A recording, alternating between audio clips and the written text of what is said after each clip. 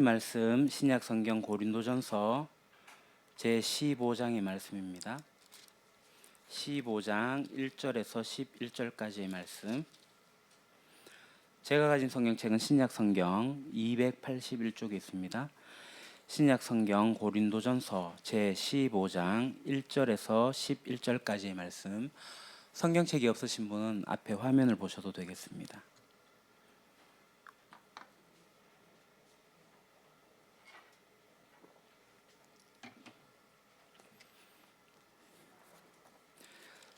제가 홀수절, 여러분이 짝수절 교독하고 11절은 다 같이 봉독하겠습니다.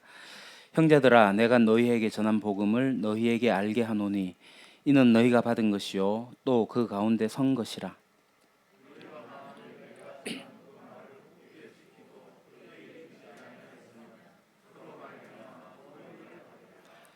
내가 받은 것을 먼저 너희에게 전하였노니 이는 성경대로 그리스도께서 우리 죄를 위하여 죽으시고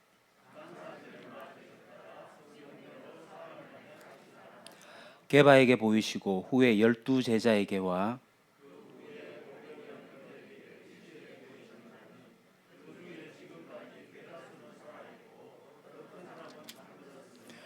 그 후에 야고보에게 보이셨으며 그 후에 모든 사도에게와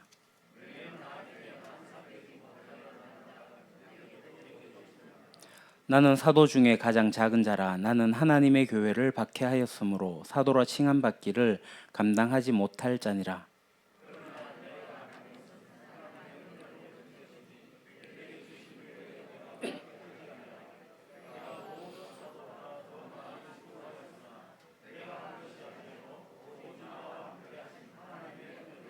같이 하겠습니다. 그러므로 나나 그들이나 이같이 전파하매 너희도 이같이 믿었느니라. 아멘. 우리나라는 OECD 국가 중에서 노후가 가장 준비 안 되는 나라, 그래서 노인 빈곤율이 1위인 나라입니다. 금융의 존 리라는 분이 있는데요. 인터넷에 재밌는 사진이 있어서 제가 가지고 왔습니다. 이분이 이런 이야기를 해요. 한국 사람들은 교육열은 높지만 금융에 있어서 무지하고 경제적 자유를 갈망하지만 이 금융 문맹으로 인해서 경제적 자유를 향해서 가지 못한다. 그러니까 경제를 못 잃는다는 거죠. 그래서 전혀 다른 방향의 삶을 산다. 무척 열심히 사는데 돈에 쪼달린다라는 거예요. 우리가 부지런하지 않아서 근면하지 않아서 그게 아니라 돈에 대해서 제대로 배우지 못했기 때문에 그렇다라고 얘기를 하죠. 우리가 근로소득을 위해 가지고 열심히 공부하고 열심히 일하는 것은 좋지만, 그러니까 벌어놓은 돈이, 즉 자본이 일하는 것을 모른다라는 거예요. 말이 좋아서 근로소득이지 남의 돈 벌어먹고 사는 삶은 곧 노예의 삶이다.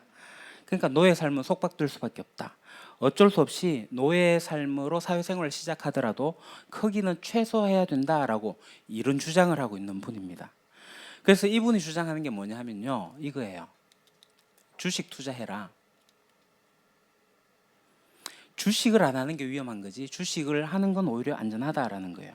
그러니까 이 주식이 노후를, 염려와 불안과 두려움에 대한 미래에 대한 안전자산 중에 하나가 이 주식이다라는 거예요. 그러니까 저는 이분의 이야기를 들으면서 어떤 부분은 공감이 되기도 하고 또 어떤 부분은 달리 봐야 되겠다라는 생각을 가지고 있습니다. 그러니까 이분이 가지고 있는 문제의식이 있는데 그게 뭐냐면 일면 우리 한국 사회의 아픔입니다. 어떻게 보면 두려움이고 우리가 직면해야 될 어려움이고 있는데 그게 뭐냐면 노후라는 거예요. 그러니까 이분의 말과 진단에 상당히 설득력이 있기도 합니다. 그래서 많은 사람들이 동학개미 운동 같은 걸 하나 봐요. 그럼에도 불구하고 이 존 리가 이야기하나 경제 전문가가 이야기하나 그들이 다룰 수도 없고 해결해 줄 수 없는 인생의 가장 근본적인 리스크가 있는데 그게 뭐냐면 죽음입니다. 그리고 악의 문제예요. 그리고 우리 인생에 대한 총체적인 불안이에요. 미래에 대한 두려움 같은 것들도 있긴 하지만 그런 것들이 주식으로 또는 금융 문맹을 깨침으로 해가지고 해결될 수는 없다라는 거죠. 그러니까 노후라는 건 참 중요합니다. 노후보다도 더 중요한 건 뭐냐면은 우리 인생의 총체적인 어떤 것들에 대해서 우리가 말씀에 귀 기울이는 것이 중요하다라는 거예요. 그래서 이런 프레임을 가지고 우리가 좀 복음을 같이 봤으면 좋겠습니다. 그래서 우리가 노후를 해결하기 위해 가지고 노후에 대한 어떤 두려움, 장래에 대한 어떤 불안함, 지금 일자리에 대한 어떤 두려움의 해결책으로 존 리를 비롯한 수많은 전문가, 자산가들이 해결책을 제시하고 있어요. 거기에 설득되기도 하겠지만 오늘 제가 여러분에게 다시 한번 이야기하는데요. 복음이 우리 가운데 가장 근본적인 해결책이 된다라는 것입니다. 그래서 우리 자신을 한번 복음 앞에 세워보자, 이 이야기를 오늘 하려고 합니다. 성경은 특별히 우리가 지금 고린도전서를 보고 있는데요. 사실 바울이 어떤 운동을 하고 있냐 하면은 메시아 운동을 하고 있어요. 하나님 나라 운동을 하고 있는 거예요. 왜 운동이라고 표현하냐면 운동이라는 것이 영향력이 있기 때문에 그렇습니다. 그러니까 운동이라는 것은 확장되고 확산되고 전파되기 때문에 운동이라고 얘기하는 거예요. 그러면 이 바울이 고린도전서에서 고린도 교회에게 계속 이야기를 하고 있는데, 이 이야기를 우리가 간략하게 짚어보면요, 3주 동안 우리 1월달 되어서 이 말씀을 나눴는데, 첫째 주에 이 포스트 코로나 시대를 살아가는 그리스도인이 어떻게 살아가야 할 것인가, 복음을 받았으니 위험을 무릅쓰는 자들로 살아가야 된다라는 것을 나누었어요. 둘째 주는 그리스도인의 뉴노멀, 새로운 표준, 새로운 기준이 있는데, 그게 뭐냐 하면 복음이라는 겁니다. 세상이 말하고 있는 뉴노멀은 짝퉁이라고 이야기를 했어요. 그래서 우리가 복음만이 참 뉴노멀이라 복음 안에 기준을 세워야 된다라고 했습니다. 우리는 그래 복음 안에 들어왔기 때문에 이전의 삶으로 다시 돌아갈 수도 없고 불가역적이라 그렇게 얘기를 했습니다. 우리는 이미 새로운 피조물이 되었어요. 그리스도를 말미암아서 죄의 권세에서 해방이 되었어요. 그래서 우리는 자유할 수 있고 사랑할 수 있는 존재가 된 거죠. 그리고 지난주에 작지만 강한 공동체 이야기를 했습니다. 그럼 이 뉴노멀을 어떻게 누릴 것인가? 뉴노멀은 건강한 개인주의자가 누리는 것이고 그것이 공동체로 확대되어지는 거다. 그래서 우리가 구원 열차를 내려서 경기장으로 들어가자, 함께한 이들과 연대하여서 가자라는 이야기를 했습니다. 고린도 교회가 그럼 이 복음을 몰라가지고 이걸 하지 않았는가? 복음이 이미 전해졌음에도 불구하고 이 고린도 교회에는 이 복음의 능력보다는, 이 복음의 가치보다는, 이 복음을 알고 인생을 투자하기보다는 고린도 교회와 그 주변에 있던 사회 문화, 그게 뭐라고 했죠? 자기 만족, 자기 판촉, 셀프 프로모션하는 이 세상 문화가 교회 안에 들어와가지고 고린도 교회의 신앙생활이 어떻게 됐다고요? 서로 분쟁하고 서로 자랑하고 서로 판단하고 비판하고 뭐 여러 가지 일들이 있었어요. 심지어 은사까지도 무질서하게 사용하고 과시하고 남용되는 일들이 고린도 교회의 안타까운 문제들이었어요. 복음이 기준이 되지 않으니까 세상의 것이 들어와가지고 교회를 어지럽히고 있었더라는 거죠. 이게 비단 고린도 교회의 문제입니까? 오늘날 한국 교회나 우리 교회는 어떻습니까? 자, 그런데 이 고린도 교회가 어떻게 됐어요? 1세기를 지나 2세기, 3세기를 지날 때 그 초대 교회가 어떻게 됐습니까? 파라볼라 노이. 세상에 선한 영향을 끼치면서 많은 사람들이, 이교도들이 교회 안으로 들어오기 시작했어요. 복음의 능력으로 된 거죠. 우리도 그렇게 될 수 있습니다. 어떻게 하면요? 복음에 서 있으면, 복음을 누리면. 그래서 진실한 공동체를 하려면, 건강한 공동체를 하려면 가장 먼저 건강한 개인주의 신앙을 가져야 돼요. 그리스도 안에 있는 풍성한 삶의 도표를 보시죠. 이거는 순차적이 됩니다. 가장 먼저가 중요한데 그게 뭐냐면은 그리스도 안에 있는 나입니다. 내가 그리스도 안에서 어떤 존재가 되었는가, 하나님께 용납받았고 특별한 존재가 되었고 새로운 가족 공동체에 속했다는 사실을 먼저 알고 누리는 게 중요해요. 그러면서 그 다음에 하나님을 알아가고 하나님을 사랑하게 돼요. 하나님을 배워가기 시작해요. 그럼 하나님을 더 깊이 사랑하게 되고 더 깊이 알아가기 시작하는 거죠. 그러다 보면요, 그 사랑이 넘쳐서 자기 자신에게 와요. 자기 자신을 사랑하는데 이 사랑하는 것은 자기를 부인하고 성령 충만해지는 것으로 가게 돼요. 그러다 보면은 그 다음에 공동체를 향하게 됩니다. 내 옆에 있는 몇몇의 사람들, 나와 함께하고 있는 몇몇의 사람들을 사랑하기 시작해요. 형제 사랑을 하고 섬김의 도를 펼쳐요. 그런데 하나님과 먼저 독대하지 않은 사람이 공동체에 들어오게 되면요, 자기 기준과 자기 판단을 가지고 공동체를 비판하고 험담하고 나무라기 시작해요. 소위 교만해지기 시작해요. 하나님과 독대하지 않은 사람은 공동체를 깨트리게 됩니다. 개인주의 신앙을 가지는 것이 중요하다. 자기를 사랑하고 그 다음에 나와 함께하는 하나님의 사람들을 사랑하는 것이 중요하다라는 거예요. 그래서 건강한 개인주의 신앙을 가진 사람들이 건강한 공동체를 세우게 됩니다. 그래서 우리가 이 복음 앞으로 다시 서게 되는데, 고린도전서 1장에서 16장까지 있잖아요. 1장에서 14장까지 많은 문제들을 바울이 다루고 있다가 이 15장에 와서 부활이 없다라고 하는 교인들을 향해 가지고 바울이 뭐라고 하냐면 너희들은 진짜 못해 먹겠다 이러는 게 아니라 다시 한번 처음부터 한번 이야기해 보자. 다시 한번 복음부터 이야기해 보자. 출발부터 우리가 다시 한번 점검해 보자 이렇게 시작을 하고 있는 거예요. 그게 오늘 본문이었어요. 제가 공동 번역을 한번 읽어보겠습니다. 형제 여러분, 전에 내가 전해준 복음을 여러분의 마음속에 되새겨 주려고 합니다. 이 복음은 여러분이 이미 받아들였고 또 여러분의 믿음의 기초가 되고 있습니다. 그러므로 여러분이 헛되이 믿는다면 몰라도 그렇지 않고 내가 전해준 복음 그대로 굳게 지켜나간다면 여러분은 이 복음으로 구원을 받게 될 것입니다. 나는 내가 전해받은 가장 중요한 것을 여러분에게 전해드렸습니다. 그것은 그리스도께서 성서에 기록된 대로 우리의 죄 때문에 죽으셨다는 것과 무덤에 묻히셨다는 것과 성서에 기록된 대로 사흘 다시 살아나셨다는 것과 그 후 여러 사람에게 나타나셨다는 사실입니다. 그리스도께서는 먼저 베드로에게 나타나신 뒤에 다시 12사도에게 나타나셨습니다. 또 한 번에 500명이 넘는 교우들에게도 나타나셨는데 그 중에는 이미 세상을 떠난 사람도 있지만 대다수는 아직도 살아 있습니다. 그 뒤에 야고보에게 나타나시고 또 모든 사도들에게도 나타나셨습니다. 그리고 마지막으로 팔삭둥이 같은 나에게도 나타나셨습니다. 내가 전하든지 다른 사도들이 전하든지 우리는 그리스도의 죽음과 부활을 전하고 있으며 여러분은 그것을 믿었습니다. 아멘. 1절에 복음의 특징이 나오는데 이 복음의 특징이 뭐냐면 우리 믿음의 기초다라는 거예요. 여기서 기초는 뭐냐면 베이직이 아니라 파운데이션입니다. 우리 믿음의 생활에 신앙의 ABC가 있어요. ABC. 그것은 바로 A에 해당하는 것이 바로 복음이다라는 거예요. 근데 이 A는 나머지 BC 해갖고 뒤에 나오는 것 중에 하나가 아니라 A가 알파와 오메가라는 거죠. 그러니까 바울이 뭐라고 얘기하냐면 복음은 되새겨야 된다. 복음은 리마인드 해야 된다. 그래서 반복해야 되고 반복은 강화를 만들고 강화는 심화를 만들어 가지고 가는 것이 복음이다라는 거예요. 복음은 끊임없이 다시 기초에 다시 파운데이션으로 세워야 된다. 왜 그러는가 2절 말씀에 보게 되면요. 복음의 두 번째 특징이 나오는데 이 복음이라는 것이 우리가 한번 받으면 끝이 아니라 복음의 세 가지 시제가 있거든요. 구원의 세 가지 시제가 있는데 2절에 뭐라고 했냐면 이 구원을 받게 될 거다. 구원 받은 거 아니에요? 왜 구원을 받아야 되죠? 구원을 받기 위해 그럼 내가 뭔가를 해야 되는가요? 그거 아니죠. 복음은 우리 가운데 이미 그리스도 안에서 십자가 안에서 우리 가운데 예수님께서 죄 문제를 모두 해결하시고 예수님께서 새 생명을 주셨어요.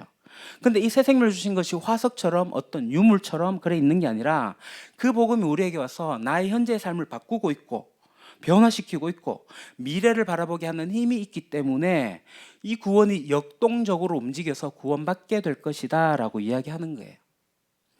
그럼 3, 5절에서 뭐라고 얘기를 하냐면은 복음의 내용이 나오는데 그 복음의 내용이 뭐예요? 이 복음의 내용은 너무 단순해요. 예수님께서 우리 위해서 죽으셨다. 그리고 예수님께서 우리를 죽으셨는데 그게 끝이 아니라 어떻게 하셨다고요? 다시 살아나셨다라는 거예요. 이게 핵심입니다. 다시 살아나셨다. 그래서 우리가 선포하라. 부활하신 영광의 주를 선포하지 않습니까? 다시 살아나셨어요. 그분이 살아나신 것을 보여주셨어요. 그것을 목격한 자들이 수없이 많아요. 그게 뭔 얘기예요? 사실이다라는 거예요. 사실이라고 한 얘기는 아주 제한된 여건과 어떤 한시적인 의미에서 다시 살아난 사실이 아니라 모든 시대를 관통하고 있는 진리가 되었다고 하는 이야기입니다. 부활은요, 지금도 현재도 살아서 역사하고 있는 게 부활입니다. 그럼 이게 왜 중요할까? 제가 앞에서 이야기했던 존 리의 이야기와 조금 유사하게 바꿔볼게요. 우리가 주식을 하게 되면 이 주식을 왜 하냐면은 지금 이 사람이 이야기하는 노예 문제 이걸 해결하는 대안적인 방법이 주식이라는 거예요. 경제적 자유를 누릴 수 있는 게 주식이라는 거예요. 그래서 그게 설득된 사람들이 주식에 많이 투자를 했어요. 그리고 그것에 대해서 미래에 대해서 확장해 나갑니다. 제가 주식을 복음에 빗대어서 설명하는 게 굉장히 서글프긴 하지만 좀 이해가 쉽게 하기 위해서 그래 드린 거예요. 자, 복음은 우리 죽음의 문제를 해결해 줬잖아요. 이게 어떤 의미예요? 이 복음이야 우리 인생에 있어서 앞으로 확장해 나갈 가치라는 거예요. 이 가치가 있는데 그 다음에 어떻게 돼요? 그럼 우리는 이 가치 있는 곳에 투자를 해야죠. 내 인생에 어떤 두려움이 있는데 노후가 가장 큰 두려움이다. 아니, 그보다 큰 두려움이 죽음 아닙니까? 이 죽음이라는 것을 해결할 수 있는 게 복음이잖아요. 부활이잖아요. 그러면 우리가 어떡합니까? 이 복음 가운데 머물 수 있는 게 아니에요. 그 주식으로 얘기하면은 내가 노후 때문에 두려워해가지고 주식 투자해갖고 S전자의 주식을 삼으로써 난 노후 문제 해결받아서 그 다음에 어떻게 해야 돼요? 내가 해결받았으니 내 가족에게 일가 친척에게 광고하지 않겠어요? 같은 구조예요. 내 인생에 문제가 있는데, 죽음의 문제가 있는데, 죄라고 하는 문제가 있는데, 세상에 깨어진 이런 것들이 있는데, 이 부분들이 오늘 인간에게 고통스러운 가운데서 그걸 해결하기 위해서 예수님께서 오셔가지고 우리에게 복음을 주셨어. 그거 나 해방되었어. 이걸 어떻게 나만 가지고 있냐고요. 그래서 복음은 전파할 수밖에 없습니다. 이 복음이 계속 전파될 수밖에 없어요. 왜냐하면 복음이 일하고 있으니까요. 그래서 복음은 명사가 아니에요. 내가 어떤 정보를 가지고 있는 게 아니에요. 복음은 우리 안에서 일할 수밖에 없어요. 내 안에만 머물러 있을 수가 없어요. 내 남편, 내 자녀, 나의 가족, 내 사랑하는 지인들까지 이렇게 나아갈 수밖에 없어요. 그래서 내가 복음을 받은 거 아닙니까? 그래서 오늘 우리에게까지 복음이 왔습니다. 이 복음의 가장 큰 특징이 바로 그거예요. 자, 두 번째가 있습니다. 그게 뭐냐 하면 부활이라는 거, 복음이라고 하는 거, 부활이 이제 복음의 핵심 아닙니까? 이 복음이 어떻게 되냐면 확장된다라고 얘기를 해요. 그러니까 얼마나 확장되는가 바울이 이렇게 얘기합니다. 그러나 이제 그리스도께서는 죽은 사람들 가운데서 살아나셔서 잠든 사람들의 첫 열매가 되셨습니다. 한 사람으로 말미암아 죽음이 들어왔으니 또한 한 사람 말미암아 죽은 사람의 부활도 옵니다. 아담 안에서 모든 사람이 죽는 것과 같이 그리스도 안에서 모든 사람이 살아나게 될 것입니다. 그러나 각각 제 차례대로 그렇게 될 것입니다. 첫째는 첫 열매이신 그리스도요. 그 다음은 그리스도께서 재림하실 때에 그리스도께 속한 사람들입니다.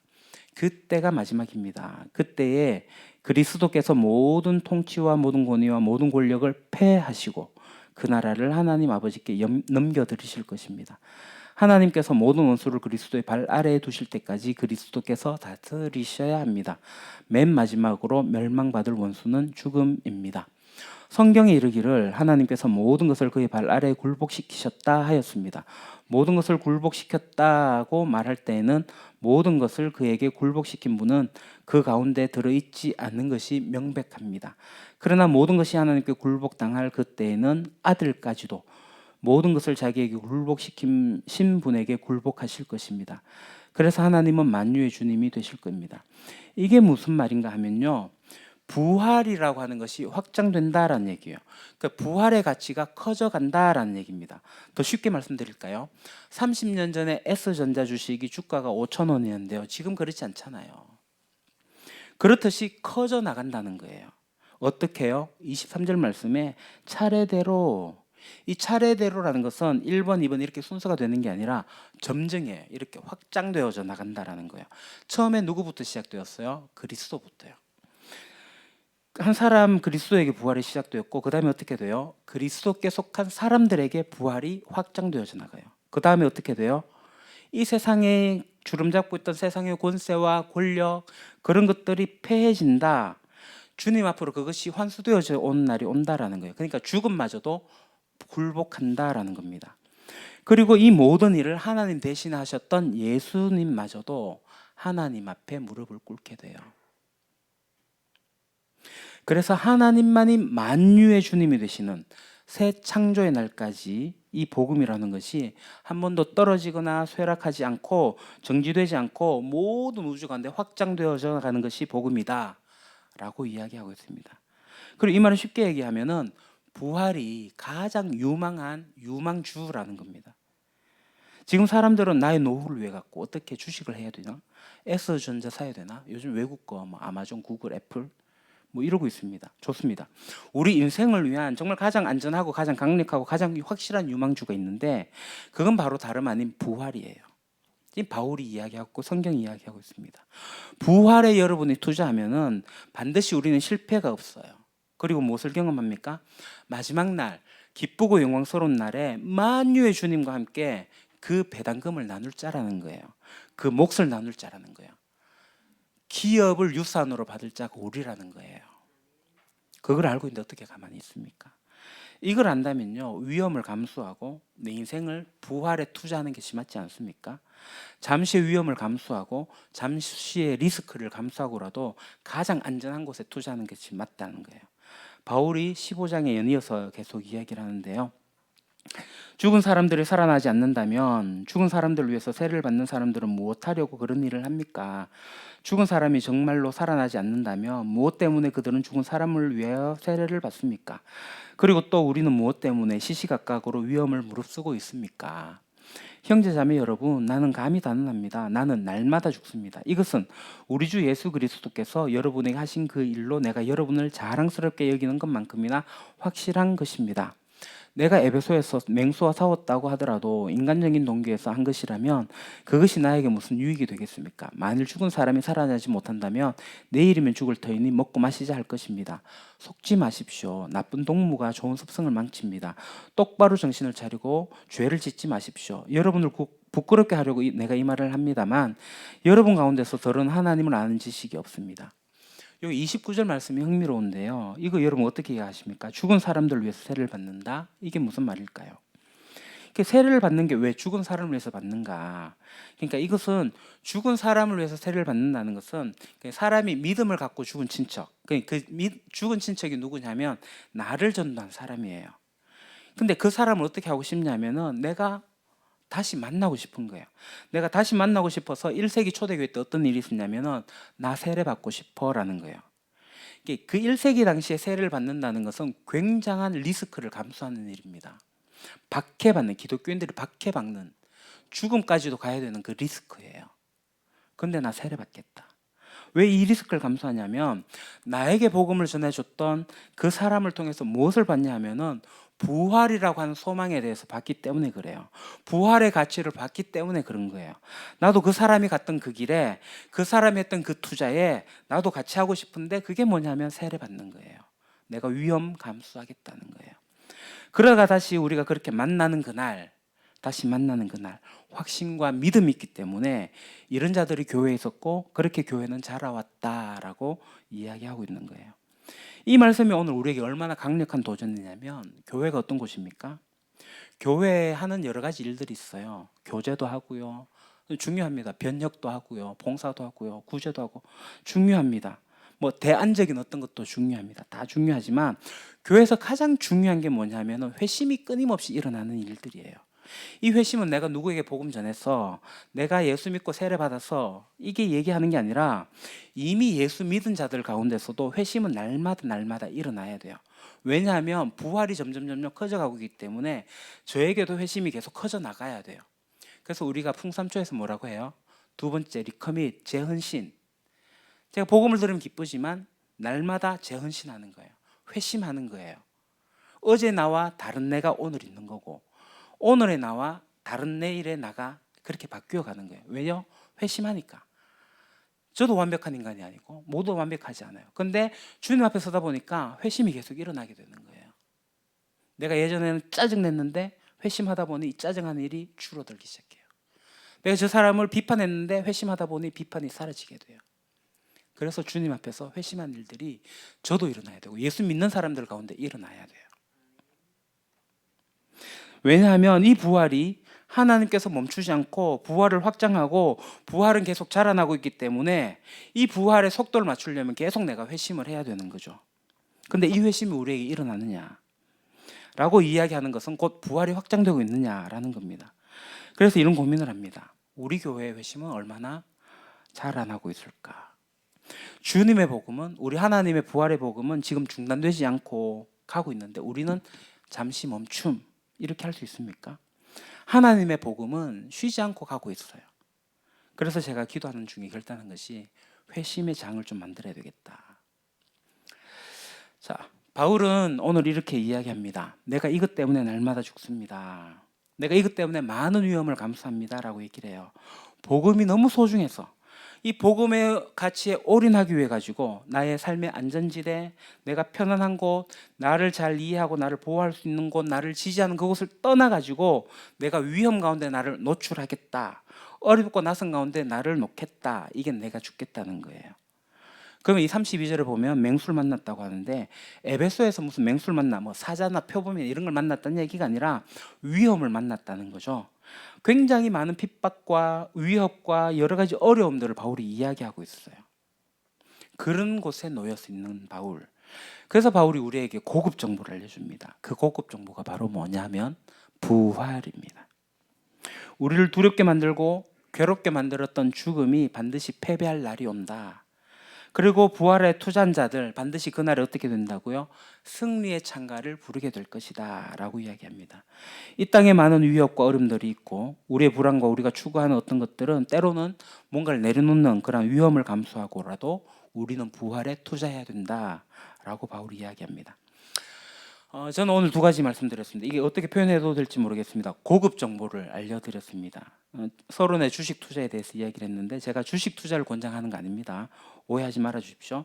정말 우리가 필수적으로 투자해야 하는 것이 있는데 그게 뭐냐면 바울이 이야기하고 있는 성경이 이야기하고 있는 하나님 나라 운동에 투자하는 거예요. 부활에 투자하는 것이 가장 안전합니다. 가장 최고의 수익률을 냅니다. 가장 가치와 보람을 우리에게 줄 수 있습니다. 사랑하는 우리 유림교회 가족 형제 자매 여러분, 그리고 오늘 함께 예배하는 우리 성도님들, 이 세상에서 우리는 구조선 역할을 하는 게 우리의 사명입니다. 근데 우리가 구조선 역할을 잘하고 있는가? 아니면 우리는 유람선이 되어 있지는 않는가? 우리끼리 좋고 우리끼리 서로 위하고 우리끼리 먹고 하는 일들이 우리 안에 누군가가 들어와서 회심이 일어나는 일들이 중단되어 버린 모습은 아닌지 저와 여러분이 진지하게 묻습니다. 만약에 우리 교회가 유람선이 된다면 우리 유람선에서 내려야 됩니다. 구조선으로 갈아타야 됩니다. 저는 우리 유림교회가 유람선이 아니라 구조선이 되기를 원합니다. 그리고 한국교회가 구조선이 되기를 원합니다. 이 세상 가운데 아직도 복음에 투자하지 못해가지고 그냥 이 세상 가운데서 그냥 전전긍긍, 노후뿐만 아니라 자기 인생의 이런 모든 부분들에서 두려움을 가지고 있는 사람들 방치할 수가 없지 않습니까? 복음의 투자, 이 복음의 가치를 드러내고 지금도 멈추지 않고 확장되어 가고 있는 정말 유일한 이 복음에 합류하는 저와 여러분들이 되어서 이 세상 사람들을 함께 합류시켜야 됩니다. 그래서 여러분에게 호소합니다. 우리의 사명을 즉시하십시오. 우리의 인생, 우리 교회가 부활에 올인하는 저와 여러분이 되기를 원합니다. 우리가 부활의 증인이 되어가지고 하나님 나라의 복음을 이 시대의 이웃과 함께 우리의 삶으로 드러내며 선명하게 전파하고 배우고 가르치며 함께 기뻐하고 더불어 살아가는 교회가 되기를, 그리고 우리 성도들이 되기를 주님의 이름으로 축원합니다. 하나님 아버지, 우리가 이 세상에 여러 가지 어려움들이 있지만 부활을 바라보고 부활에 올인하는 저희들 되기를 원합니다. 복음을 누리게 하시고 복음 가운데 서게 하시며 부활이 확장되듯이 우리가 날마다 죽으면서 회심하는 일들이 있게 하여 주시고, 그렇게 우리 유림교회가 그리고 이 한국교회가 이 세상 가운데 구조선이 되어서 어둠 가운데 있는 이들, 죽음 가운데 있는 이들, 그들을 구원해내는 놀라운 일들이 있게 하여 주시옵소서. 예수님의 이름으로 기도합니다. 아멘. 우리 시간 찬양을 들으면